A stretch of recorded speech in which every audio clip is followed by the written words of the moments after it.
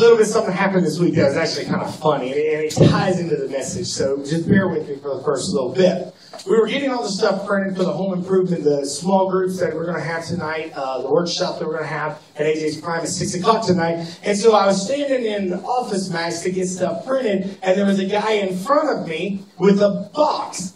And he was an elderly gentleman, and I don't know, I haven't figured out yet if there was a problem or what, but he's standing there with this box, and he wants to get some copies. And there was this tall young black guy that was working. He's kind of bouncing around, real excited little guy. I guess maybe probably new at the job. He's real excited about it. You know how it is. You've been in a job a while, the excitement wears off, and I got to go in. So he's bouncing around, he's excited, and the dude opens up the box, I kid you not, standing right in front of me, and pulls out a sock. And he says, I want you to make a photo. He's like, I want a clear copy of this sock. Kid you not. Kid you not. And the dude just kind of looks at him strange. He's like, what do you mean? He's like, I want a full color, glossy paper. I want this sock, a copy of it. He's like, okay, man, you know, that's fine. And so he makes a copy of it, this sock, and the guy looks at it and he's like, beautiful, man. And he puts it in the box and pulls out another one. He's like, can you do this one?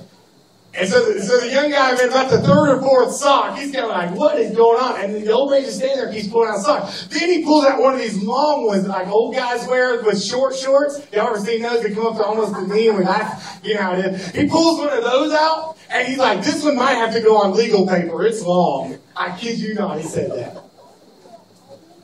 But what was funny was he ended up with like 20-something socks. I kid you not, 20-something socks on the copier at Office Max, and the dude is making copies of socks.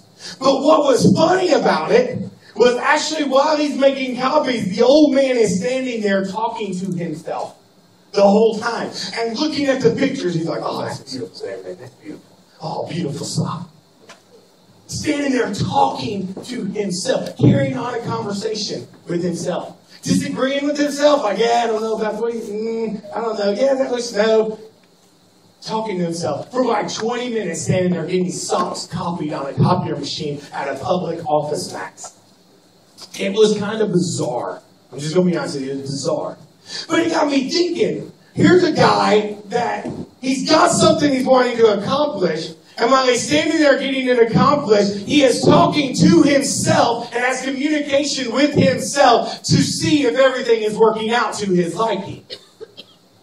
Have you ever caught yourself talking to yourself? Let's be honest. Let's be honest here. You caught yourself talking to yourself. You know you have. Standing there in the shower arguing, right? You've argued. I'll admit it. I'm the first one, man. I've seen it. I stand in the shower. I'm one of the world's worst at when I'm thinking like I gotta approach somebody about something and it may be a little tense situation. I'll talk it out, and then I talk every response back, and then what my response back would be. Like, you know, listen, this can't go on any further, whatever. And then I'm like, well, the reason why is no, and then I give my response as to why, if they give that reason or if they give another one. And I find myself carrying on a conversation with myself. Seriously, I'm one step from rotten. It's going to happen pretty soon. I'm going to be over here. Now, we all do that. You know why? Because there's something inherent about communication that breaks down things and lets us solve problems through communication. I drive to work all the time, and it's kind of funny because I drive a long ways, and now with new technology, you never know if people are talking on a cell phone that's in the car, if they've got maybe an earbud on the other side, if it's speakerphone, or if they're literally just talking to themselves.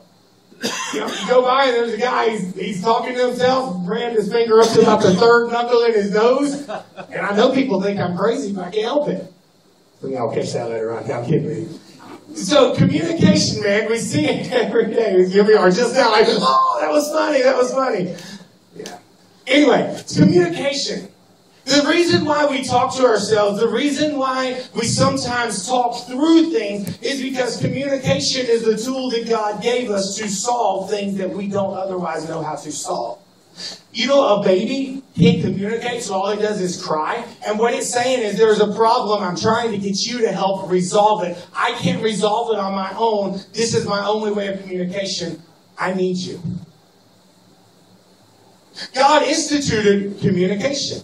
Matter of fact, wasn't it on the Tower of Babel where God confused people? And the Bible says confusion was so great when the languages were split, they went to the other ends of the world from each other because nobody knew what the other person was talking about.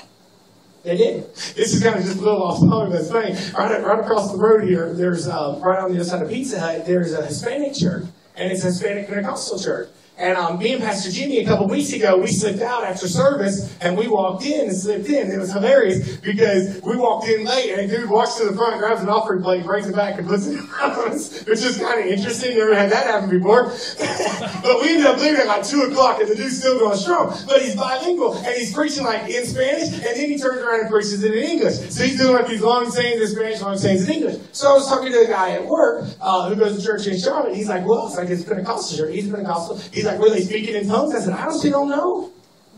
I said, I didn't understand half of it. Maybe they were. I don't know. Because they communicate with communication gap.